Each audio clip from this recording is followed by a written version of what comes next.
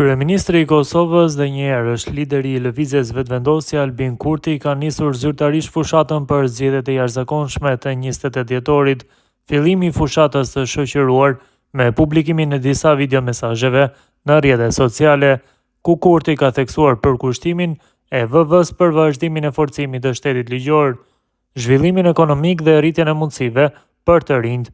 Në këto mesazhe ai u ka bërë apel posaçërisht të rinjve që t'i bashkojnë lëvizjes, duke vlerësuar angazhimin e tyre si thelbësor për të ardhmen e vendit.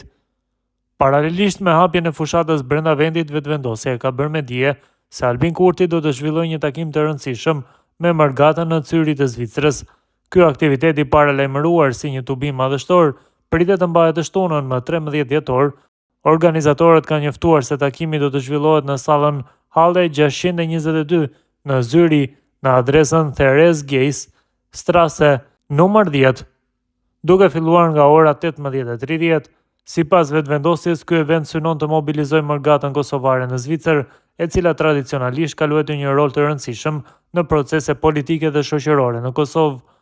Takimi pritet të shërbejë si një mundësi e drejtpërdrejtë komunikimi mes kryeministrit Kurti dhe qytetarëve që jetojnë e punojnë jashtë vendit, duke diskutuar sfidat aktuale, prioritetet qeverisë dhe edhe vizionin e VV-s për mandatin e ardhshëm.